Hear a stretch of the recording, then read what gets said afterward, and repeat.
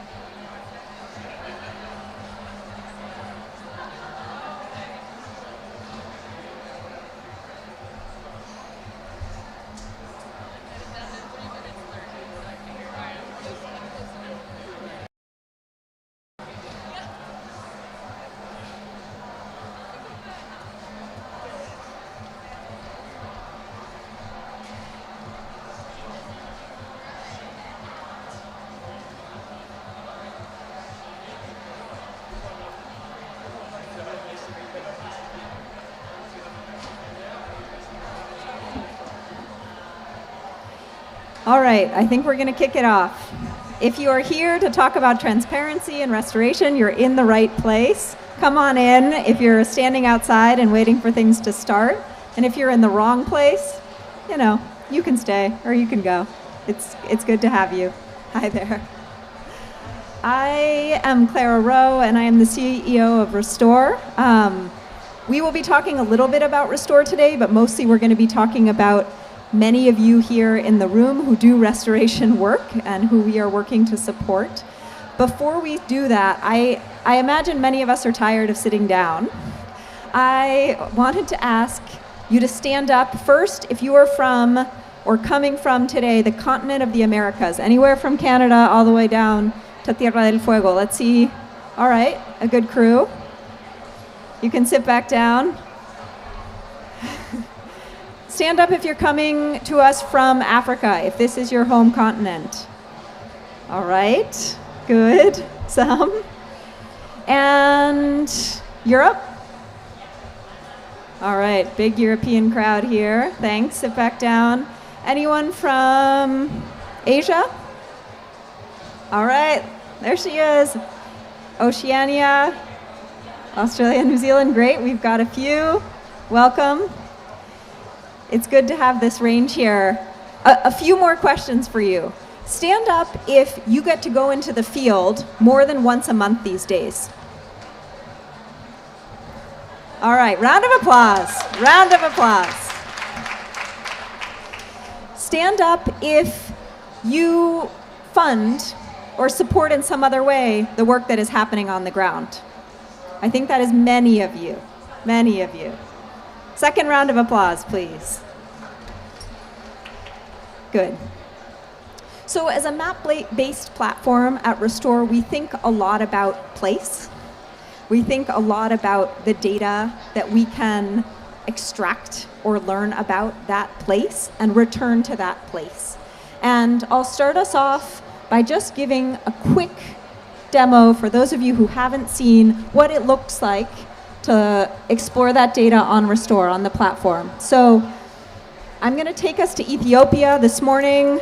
We've done it all pre-recorded because the internet has been challenging. But this morning I went in and I thought, all right, let's go south of where we are today to somewhere green.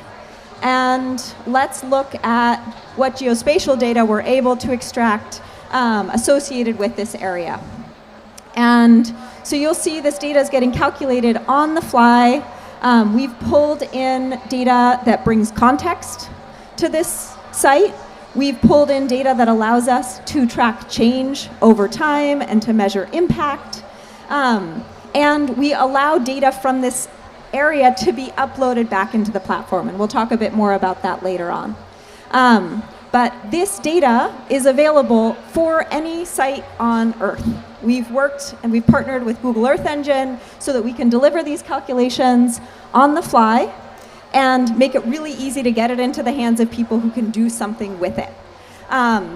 We've chosen data that represents a range of spatial and temporal resolution so that we can act at different scales and support at different scales, and we're ready to pull in the next round of data that's most useful to you. When we launched Restore last year, it was almost exactly a year ago, this is basically what we were. We were just data. We were a map. We're a fancy map, but we were still just a map. Don't tell my friends at Google that I said that. And we're here today really to celebrate the people and the places that have brought this map to life. So we have about 130,000 different projects on the platform today, representing 140 plus countries. All around the world, what we're able to see is that people and projects, large and small, and cities and in remote areas are working to bring nature back in some way, shape, or form.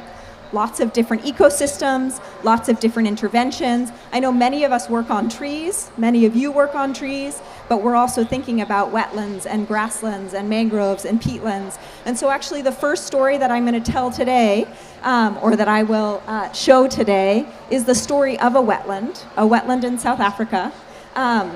And it's the voice of someone who couldn't be at COP, and I think that we know that there are many people who should be at COP who are not at COP, and we will try as much as possible in the course of this hour to showcase not only the voices of those who are here in this room, but those who couldn't be in this room. And this story is particularly important to us at Restore because it's a story that was filmed thanks to this platform and a film company finding this project via Restore. And it helps for us think about what it means to elevate voices and really make sure that they get heard. So this is a preview of a film that has not yet been released, so we're really happy to give that exclusive preview today. It's called Dressing the Princess, about a site called Princess Flay in South Africa. Apartheid didn't only forcibly remove people from their homes and put them in the group areas, but they also denied access to natural spaces. People lost connection with natural spaces that they had grown up with, that their elders had grown up with, and that their ancestors had grown up with. Unemployment, drug addiction, alcoholism, gangsterism. And that's the reality for a lot of kids on the Cape Flats. Princess Flay, just like other spaces, were also allocated to people of color. It was a space where they could be human. So this section we're standing on now, this whole shoreline was supposed to be a mall. And when the community protested against it and won, we started doing active restoration on site. To the south of Princess Flay, you've got Cape Flats Euenstrandveld, which is an endangered vegetation type endemic to the city of Cape Town. To the north of Princess Flay, you've got Cape Flats Sandfenbos, which is a critically endangered vegetation type. And those two vegetation types meet around Flay. We are restoring that unique mix where those two plant communities meet. Looking at plants, taking in the smell, learning to communicate with my environment. Those are like some of the things that we don't get taught. And those are indigenous teachings. It's all about reconnecting these kids back to land. Protecting it should not just be protecting it for conservation. It's for people as well. You're protecting it for justice.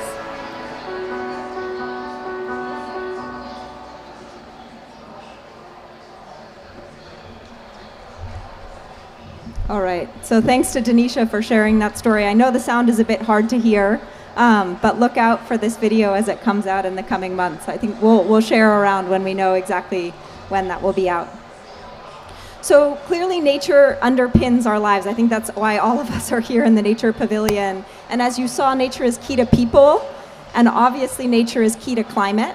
And I thought that there was one other person you should hear from, making that link between nature and climate. and that is Cristiana Figueres, who's going to send us a bit of a message about what it means for us to accelerate action in climate and in nature at this point. Hello, friends. I am sure that I don't have to remind anyone that the Paris goals simply cannot be achieved without nature. The restoration of forest ecosystems alone offers the potential to sequester 30% of atmospheric carbon. But the restoration of forest ecosystems actually does much more than absorbing carbon. Restoration can prevent 60% of expected species extinctions, and it offers transformational benefits that will improve people's lives and ensure planetary resilience. So, easy to conclude that without nature, we are left with nothing. Because of their many benefits, nature-based solutions are the best economic investments we can make today. We must accelerate restoration efforts worldwide. And we can do that only by bringing transparency to nature restoration action, which is crucial to catalyzing the innovation and the investment that is needed. That's why I congratulate Restore, because Restore is empowering an ever-growing community to collectively create a map of all restoration efforts and to create an exchange of knowledge, both of which are at the basis of accelerating restoration. So Restore, thank you so much for the work that you're doing, and keep it up. We're actually running very behind our schedule. Thanks, Cristiana, and I appreciate the kind words about Restore. Really, they're kind words about you. And I think probably the most important message is we're running behind schedule. And so in addition to celebrating the work that's happening across the world in restoration, which we will hear about today, we also really need to think about what it means to come together and think about doing this work faster, doing this work more effectively, and doing this work more equitably. Every pin on the Restore map represents action for nature. Every pin means opportunities for collaboration and opportunities for knowledge sharing. And every pin is contributing open source data to understand restoration progress. Each one of these has the potential to inspire new action, to enable someone else new to get off the ground. And so our theme today is transparency and how it can accelerate action so that we can get back on track. I'm going to pass the microphone on to Jad Daly, who is our first speaker. You're going to hear from a range of people today. They have been given the very hard task of speaking for about 3 minutes about the work that they do, perhaps some of the challenges that they face, what they think needs to happen next in this space. So, hard task, but Jad, I know you're up to it. Thanks so much, Clara. Hey, thanks everyone for being here today. It's an exciting day, actually, for our organization. American Forests is a partner with the World Economic Forum in leading the U.S. chapter of 1T.org. And today we announced that we now have pledges totaling 55 billion trees to be conserved, restored, and grown by 2030. And that's from governments, corporations, NGOs of all kinds, faith-based groups, youth organizations, and traditional environmental NGOs, all really going all in for nature-based solutions.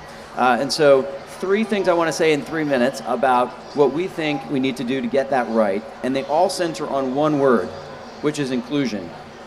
First of all, we need to be inclusive about where we think nature-based solutions are needed.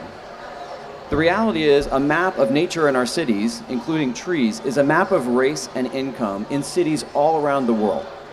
And those trees and nature assets in cities are the hardest working, right? They keep people alive at the same time as providing habitat and other natural benefits.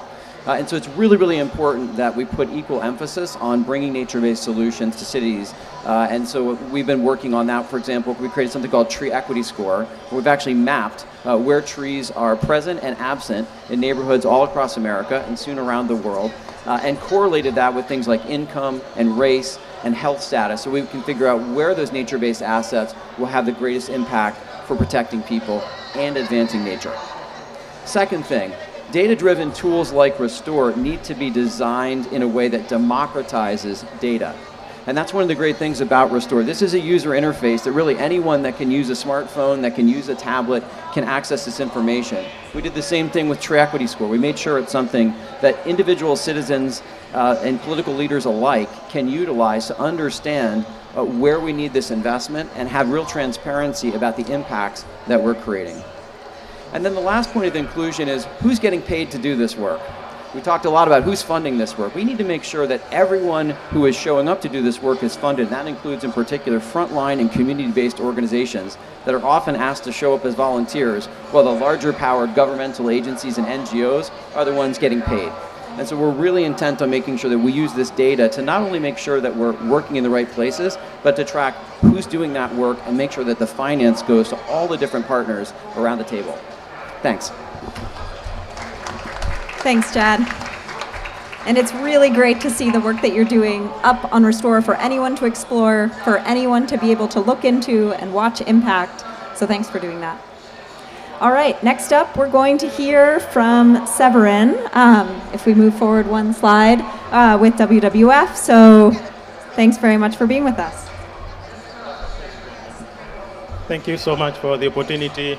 I'm Severin Kalonga. I work for WWF. I'm leading the Forest Landscape Restoration in Africa initiative for WWF. And we have this program crafted around 3 pillars. The first pillar is about enabling environment, where we want to make sure that the countries where we operate, we have policy and legal instruments supporting restoration. And the second pillar is around making sure that we promote finance and market incentives and mechanisms to make sure that restoration is a business, so that restoration can be bankable to realize return on investment for people who are putting money for restoration. And the third pillar, which is really important for Restore, is the actual implementation on the ground.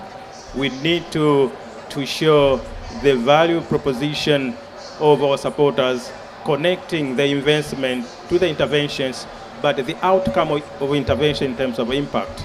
And Restore has been supporting us to make sure that we visualize and see what is happening on the ground at landscape level. And but we have learned a number of lessons since we started working with Restore on that. We uploaded some polygons from the 9 countries, and these are Kenya, Tanzania, Uganda, Madagascar, Zambia, Zimbabwe, DRC, and Cameroon. And we learned that we are challenged with limited capacity. We don't have really the skills in place to make sure that we capture the data on the ground, but also do the uploading and visualize and make meaningful interpretation of the data. So this is where also Restore comes in, to make sure that we get supported to have the right skills on the ground and make meaningful translation of the impact we want to report. And this is all about accountability and transparency to our supporters. They want to see the value of the investment they do into restoration. And we cannot only really descriptively report that, we need to have numbers. And Restore is supporting us to make sure that we have numbers to report to our supporters. Thank you.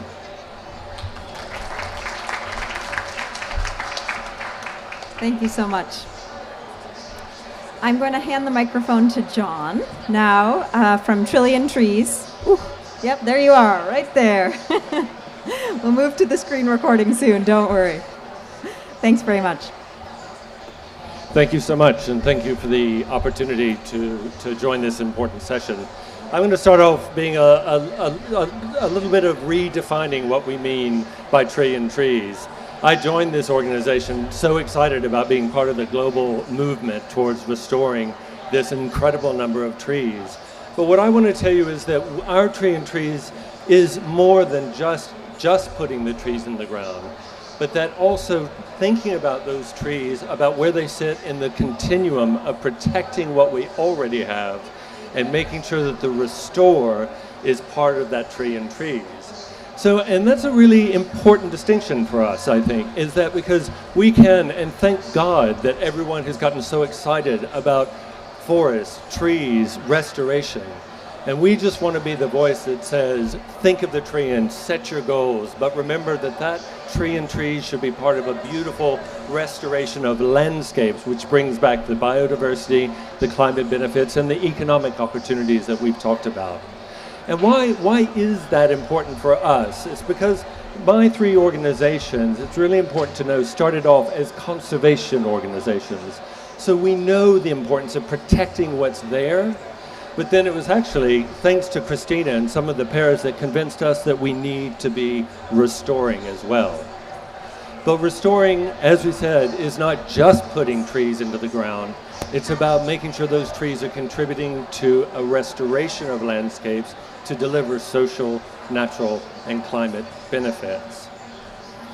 And the other thing I wanted to say, besides redefining what restoration and tree planting can be, is the importance of knowing if that restoration has stuck and worked. And that means, ladies and gentlemen, that you have to be able to measure it. And measurement's important because Tree and Trees as a partnership has pledged to put 20 million hectares of forest landscapes back into restoration in the next 5 years. So transparency that we're talking about today is also about accountability. And we think that if we're going to stand here and demand our governments keep their COP pledges, we should keep those too. And so I'm delighted to announce that today we're announcing a formal collaboration with all three of our partners with Restore.eco platform. And through that app called Format, it'll be ready next year. It means that any of you doing restoration can use it for yourself. You can keep it within your organizations. It is open source, it will cost you nothing, and I'm delighted to announce that it will be compatible with Restore.eco as well. So if you want to upload anything in the world that you're working on in forests, you can use our platform and upload it to Restore free of charge. Now, all of that's great. We believe we have to assets, and I want to make my final point before I let you go. Restoration, like I just talked about it, is not a short-term project. It takes dedication and time to deliver the benefits of social, economic, and climate action. And what that means is restoration in that way costs more than people want and expect it to. Because it's not just the cost of making it transparent, it's the cost of making it last and monitoring how long it goes. So my final words are to you that for us to deliver the vision of Restore, of a planet on the track to catch up with Christina's schedule, we need data, dedication, and documentation. So we will help provide the data. This will be the documentation. And I invite you to join us in the dedication to deliver the restoration that I think we all can believe can be delivered by a joint commitment to more than a tree and trees on the planet, but importantly, increase forest cover on this planet we call home. And I think we have to do it together. Thank you. Thanks so much, John. DDD, I love it. We're now going to hear from Rebecca Braswell from Land Life Company. You know, so far you've heard from 3 nonprofit organizations doing sweeping work across continents. And it's really important that we work across sectors in this work. So I'm really happy to bring a company that is making reforestation a business and doing that responsibly to the conversation. Thanks, Clara. Good morning. My name is Rebecca Braswell. I'm the CEO of Land Life. Our mission as a company is to help restore the world's 2 billion hectares of degraded land. And we take a very science-driven, a very technology-driven approach to planting trees right now across Australia, Europe, and North America. For example, one of our projects in Australia, which we have on the Restore platform, is designed to connect a wildlife corridor, right? We look at landscape, we take a landscape level view to things, and we are restoring an area between two native forests that has been disrupted by agriculture for hundreds of years. And we do that through the support of customers. Now, the funny thing about our customers is that tree planting is certainly not their core competency. So for example, DHL, they deliver your packages, but they're planting trees with us in Iceland and in Portugal. Zalando, one of the biggest e-commerce platforms in Europe, delivering your clothes, they're planting trees with us in Spain. So the reason that transparency is so important to these customers is that they can look and see and understand what they're doing. It gives them trust, it gives them confidence to make investments in the nature restoration we need so badly. It also is true for our landowners. For example, we work with a First Nation group in British Columbia. They have only had access, legal access, to manage their own lands for the past 30 years. We come in, we talk about nature restoration, we're very mission aligned, but we require a 40-year commitment to leave those trees in place, because that is the time that's required for those ecosystem benefits to really be regenerated. But they understandably said to us, this makes us very uncomfortable. We have only had legal access to our lands for 30 years, and now you're asking for a 40-year commitment from us. And one of the tools that helped bridge that conversation and produce that partnership was the transparency that we could provide to their diaspora to show what they were choosing to do with their landscape, how they were going to restore it, and bringing them along that journey. Which I think is the second really important point of transparency, is to bring people with us on this restoration journey. I love how much nature is now part of the climate discussion here, right? Strong statements like halt and reverse land degradation. But this is not reversing a car. It is a lot more complicated. This is hard physical labor that is going to face many setbacks as much as it faces a trajectory forward. For example, we had a devastating wildfire on one of our projects in Spain this summer. One of 14 wildfires raging across Spain. And it was so hard for us to manage because these were communities that we had worked with that were all affected by this fire.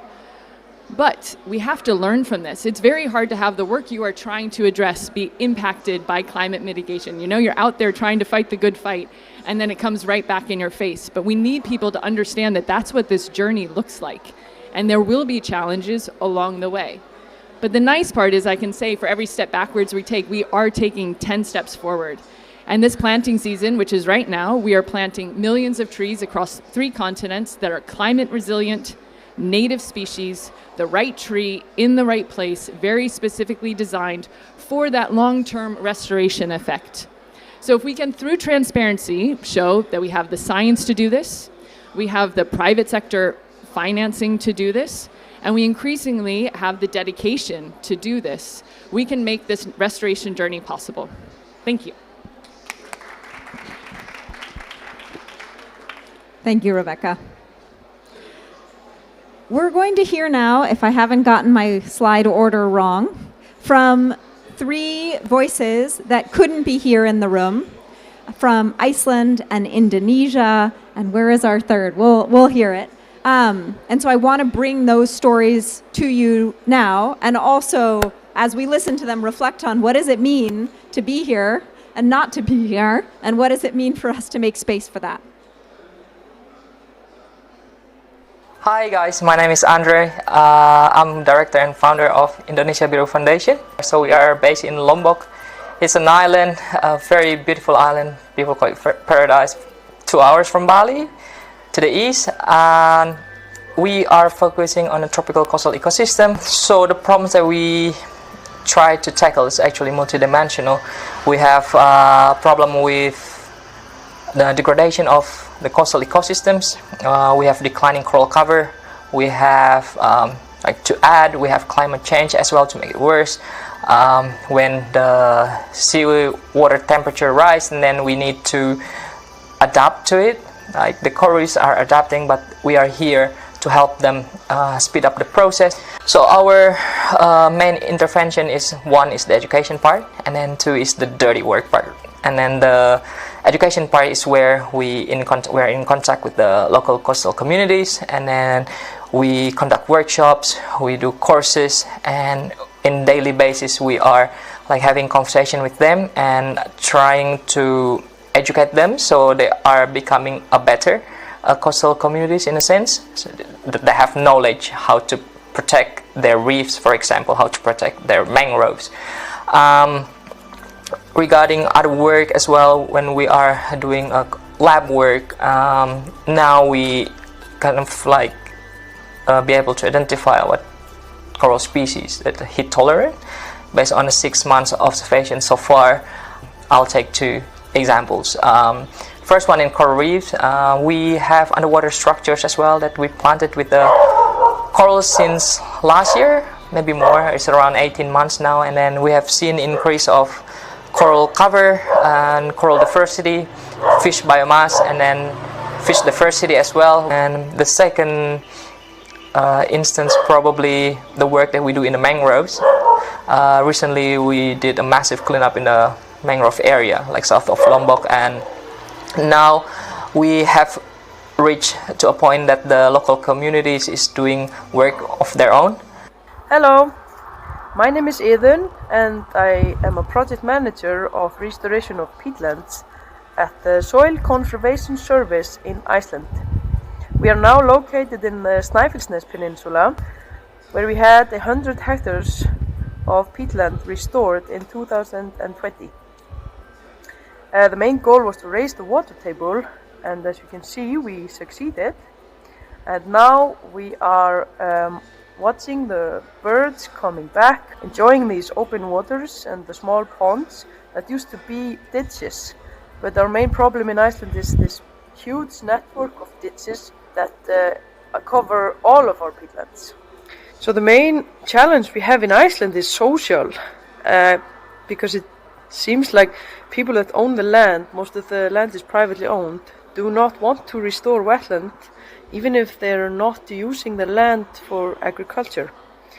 But in this area we were quite lucky to have 2 land properties next to each other, so we could restore the area as one site. Hello, my name is Kandi, founder of Light on a Hill organization, based in Kenya. We are based in Kenya. Greetings from Kenya, in Africa, specifically Meru County, a community that greatly relies on agriculture for their livelihoods. We run a project known as Restore Mama Earth that is focused on restoring forests. We are facing as a community many challenges, one being deforestation. Due to failed agriculture, people have opted to sell trees as a way of sustaining their livelihoods. We're also facing a lot of drought, especially now that the long rains that we expected May to March, March to May.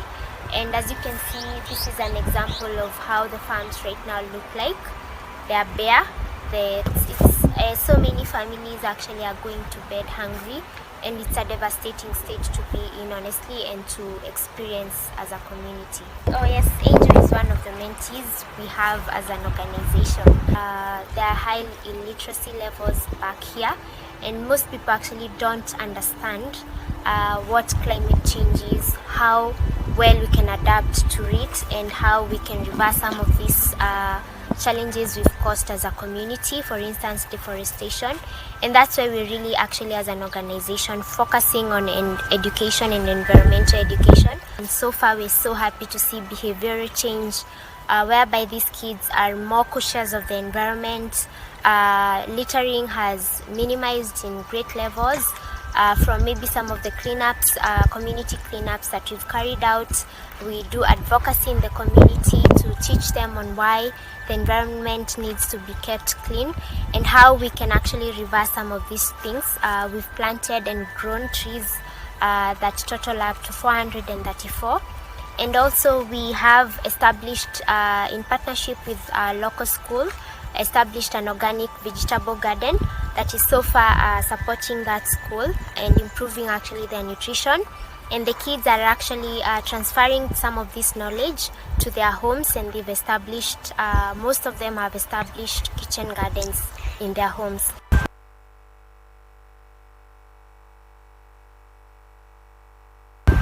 And I'd really call out to all the global leaders, policymakers, please incorporate local minds and grassroots actors, and please get the funds to the ground so that we can all make climate action a reality and heal our planet.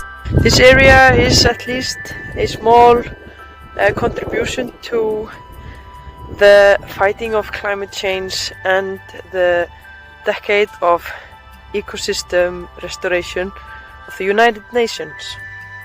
One day we just realized, oh my god, they all die. And yeah, I think we have to act now before it's too late.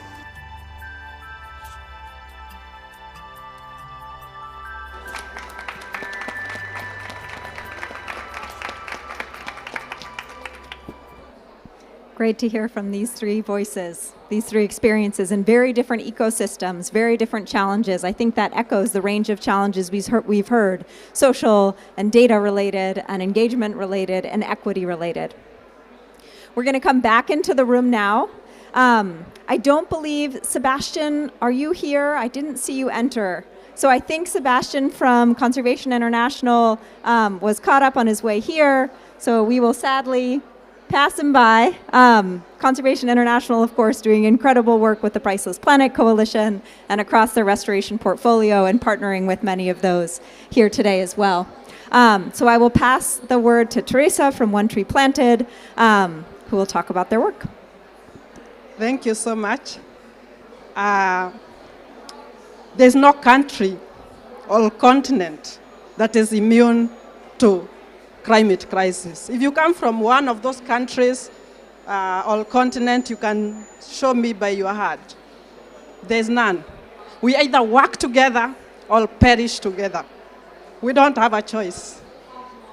I'm here to talk briefly about this amazing program that we are working on. Amazing and transformative program. It is called TerraFund for AFR 100. TerraFund for AFR 100 is a program that is empowering people across 27 countries in Africa. At the grassroots level, we have 100 projects that we are working with the grassroots people. People who are doing the heavy lifting, people who are doing the actual work on the ground. At the technical level, we have this amazing family, a network of partners, World Resource Institute, One Tree Planted, and Realize Impact. They are an amazing team. I work with them each and every day, and we are working together to make sure that the work that is happening on the ground is sustainable, and it's work that we are improving our biodiversity, work that we are making sure that we are creating initiatives that are nature-based and also supporting our people on the ground, ensuring that the funds are going to the most deserving people. We are so excited to be part of that great network. This great network have a lot of knowledge and technical people working from innovative monitoring and verification of projects to people working directly with the communities and simplifying these discussions of Bali Agreement and nationally determined contribution to a language that is easily understood by the people on the ground. At another level, in terms of financing, we have this network of financiers. Bezos, Earth Fund, and other partners have been so supportive, and they saw a dream that is working. We are so happy to work closely with all these people. The complexity of all these partners working together, it might look complex, but the truth is that we are able to work together to make sure that we are solving the issues that we have, because we are in this together. To conclude, our program is transformational. it is not transactional. We want to transform our life. We want to make sure that the situation improves. We continue identifying gaps and identifying technical partners that are going to support us, because we do this on a day-to-day basis, and we are continuing doing this together with our other technical partners and also people on the ground. Because what we do is making sure that what we are solving are issues on the ground, the needs of our people, and making sure that we are improving our livelihood. Thank you.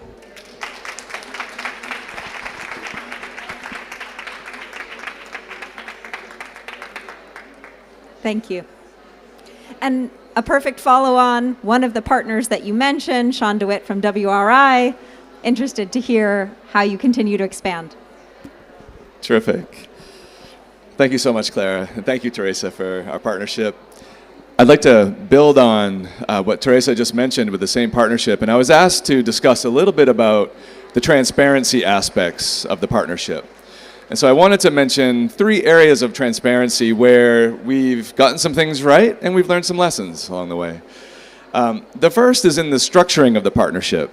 And one thing I really liked, and I think worked really well in this partnership, is that we were able to sit around the table and transparently mention what we were good at, uniquely good at, and maybe where partners had other strengths, right? And to kind of leave space for partners to come in. And we ended up structuring an MOU with a very detailed list of this is what each partner will do. This is exactly how the money will flow. In this case, 75% of the money would go directly to the ground, to everyone. 25% would be spent among the partners. We hope that percentage gets better over time, but we're still figuring a lot of things out. And so I thought that worked really well. I think the piece that we'd do differently next time was that this was put together very quickly. We raised a $20 million fund in 4 months. It was very fast. And when we launched the RFP, we only knew who half the donors were at that point in time. And reflecting on it, I don't know that that was fair to the people being funded. You should know where your money is coming from. And so I think next time we would go a step slower and make sure that that was fully transparent. The second piece around transparency was around the selection process. We released the RFP in September of 2021 with a $20 million fund, and we opened it for 2 weeks. It was in English and French, and we got 3,200 respondents. It was about 10 times as many as we expected to get. And so that was exciting and daunting, but also it put a lot of pressure on us making sure that we were very transparent in the selection criteria. There were 6 points. It included the organization or company health. It included the environmental impact, it included the social impact, the replicability, the scalability, and the financial health of the organization. We put that in the RFP, we put that on our website, and then when we had to select 100 out of the 3,200, which was a heartbreaking process, we communicated with everyone, all the 3,100 that didn't make it, here were the areas where we recommend that you focus, and trying to be completely transparent as to how the decisions were made and by whom. That said, a lot of the countries reached out to us. I think something we learned along the way. The countries said, listen, we actually know a lot about these folks. You have great technical expertise, but we know their reputations in our countries. So please engage us both in the dissemination of your RFP. We know how to reach people, but also to do a verification check. After you've done your scoring, let's make sure that their reputation is strong within our countries. So we're designing a new model of country engagement. And then lastly, around transparency is the monitoring and verification. Critically important. We do have a very robust framework. It includes 4 components: field verification, geotagged, time-stamped mobile phone pictures that are taken in the field and then stitched together, drone imagery, and satellite imagery. So it's a very robust process. I think the big lesson we learned in transparency, and I think probably the biggest surprise, is how hard it is to get an accurate shapefile of where the work is going on. We did trainings, we did consultancies, we've done a set of group trainings, video trainings, all these things, a help desk. This is still a problem for us. And why talk about shapefiles? Well, if you get the shapefile wrong, you're looking in the wrong place. So all your data is going to be wrong. And so here again, we're learning a tremendous amount. Out of the 100, we now have about 25 where we have really solid shapefiles, but this has been a much more labor-intensive process than we anticipated. And we invite everyone to join us in this learning journey and in general to share our obsession with these locally led solutions and join us in supporting them. Thank you very much.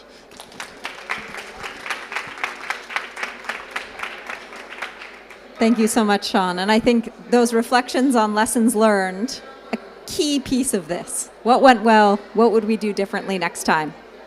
So, second to last video, I promise, but I'm really happy to bring to you a message from Tim Christofferson, previously of the UN Decade on Ecosystem Restoration, now of course with Salesforce, who also helps us think about what it means to go from COP27 to COP15 in December.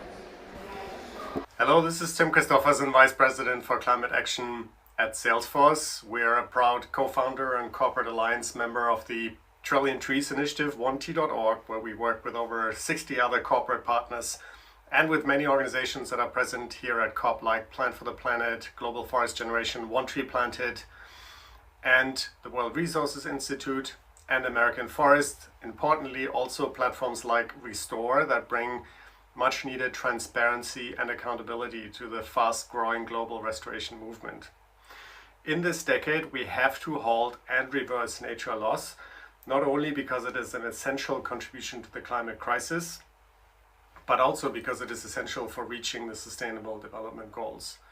We can do this if we collaborate together and if governments set strong policy signals, including here at COP27 and also in Montreal at CBD COP15 in about a month from now, where we are hoping for the Paris moment for nature that gives us the starting signal to shift the world economy from an extractive one to a nature positive one, that also builds out a global trillion-dollar nature conservation and restoration market that triggers a global ecopreneur revolution and that makes restoring nature and saving the climate the business opportunity of this century, which it is. We're also seeing signs of this already emerging, but we need to ensure that all our efforts have benefits for people, for nature, and for climate, and avoid carbon tunnel vision in anything we do for nature restoration.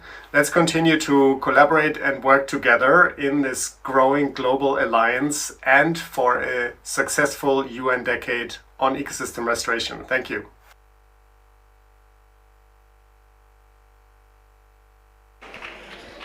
So thanks for Tim for bringing that home for us and also keeping our eyes forward on what comes next.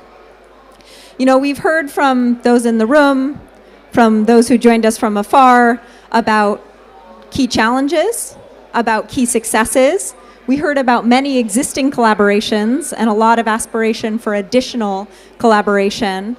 And we also heard time and time again, we need to continue to do this work and we need to do it faster. There's a great amount of urgency to that.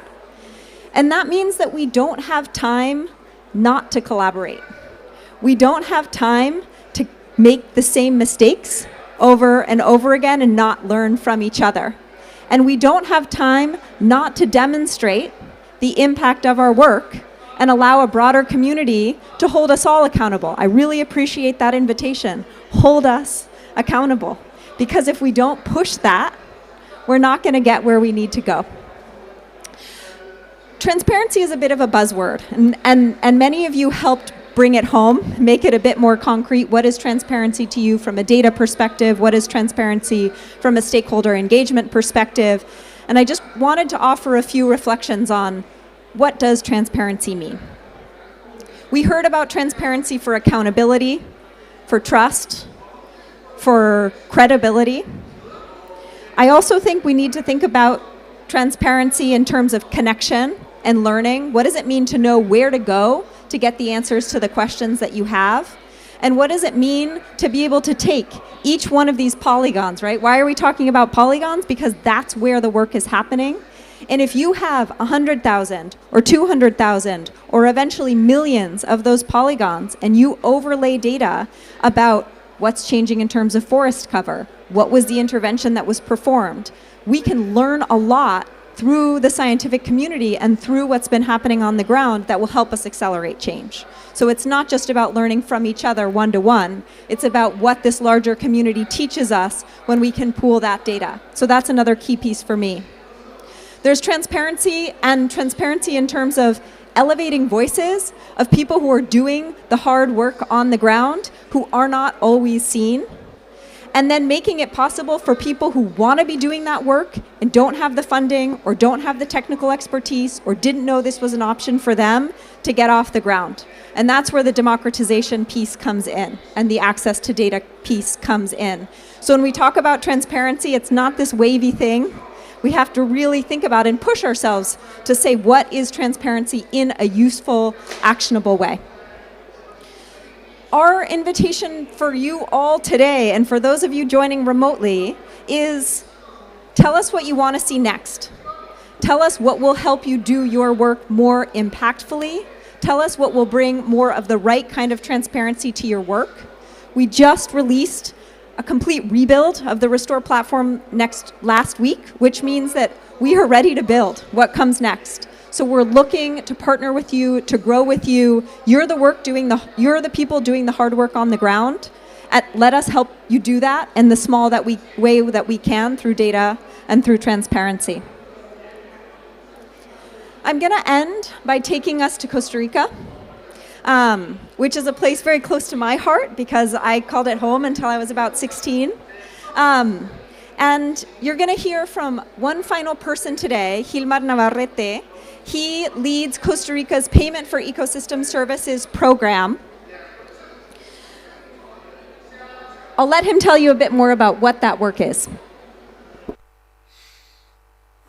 Pura vida, mi nombre es Gilmar Navarrete, soy el director del programa de pago por servicios ambientales de Costa Rica, que ejecuta el Fondo Nacional de Financiamiento Forestal FONAFIFO. Este es un programa voluntario que fue creado en el año de 1996. El programa de pago por servicios ambientales es un mecanismo financiero para la recuperación y el mantenimiento de la cobertura forestal. El Estado costarricense paga directamente a los dueños de finca por los servicios ambientales que brindan los bosques y las plantaciones forestales en beneficio de la sociedad. El principal desafío es el financiamiento, ya que con los recursos que nos asignan anualmente no logramos satisfacer el 100% de la demanda de fincas que desean ingresar al programa. A pesar de esto, en 26 años de operación hemos logrado incorporar más de 1.3 millones de hectáreas al programa de servicios ambientales, con una inversión superior a los 560 millones de dólares que nos ha permitido formalizar más de 19.500 contratos. Anualmente, FONAFIFO gestiona alrededor de 350.000 hectáreas, donde la principal actividad es la protección del bosque.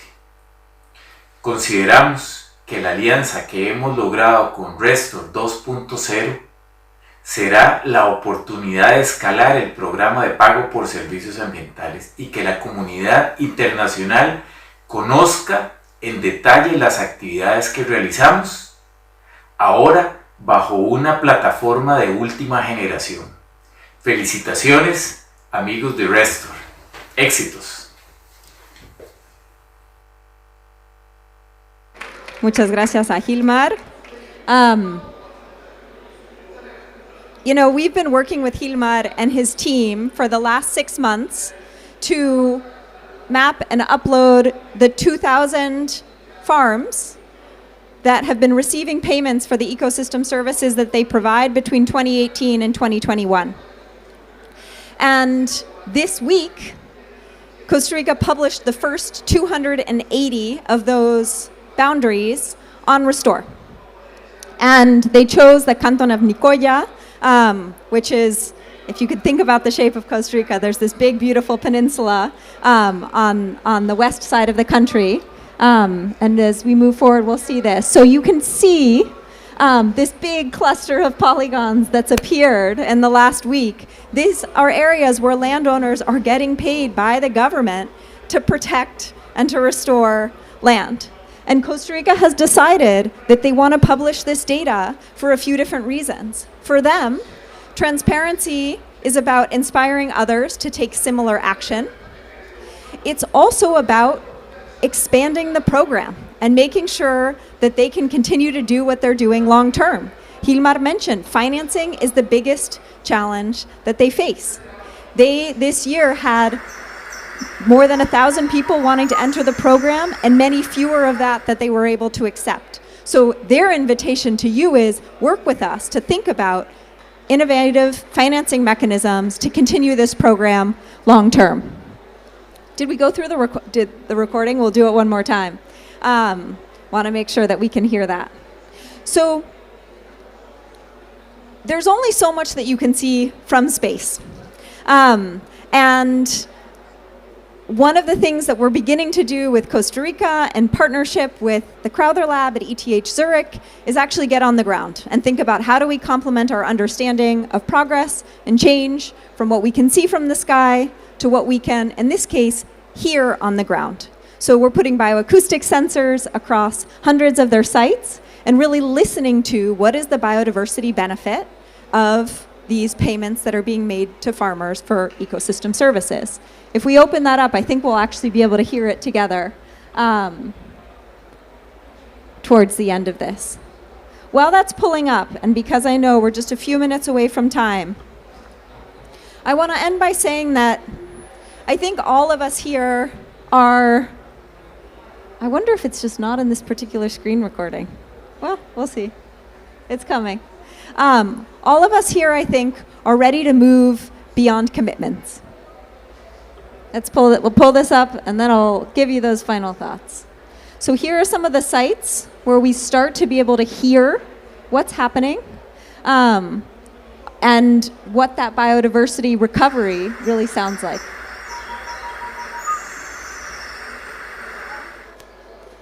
You can hear it a bit. Anyway, it's there for anyone to hear. And so my invitation to you is go explore it.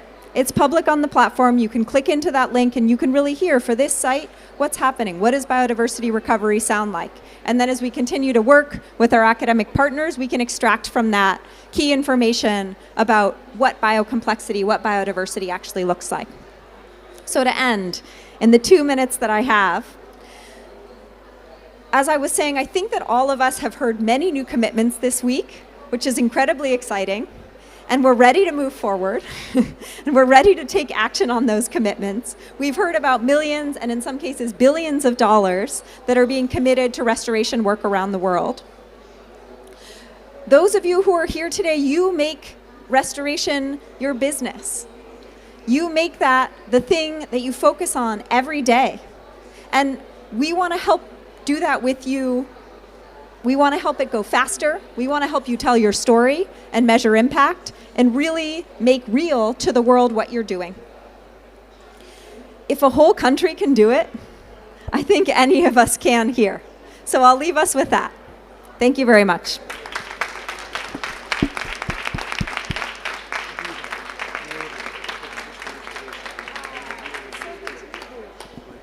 So good to meet you. Thanks, everyone.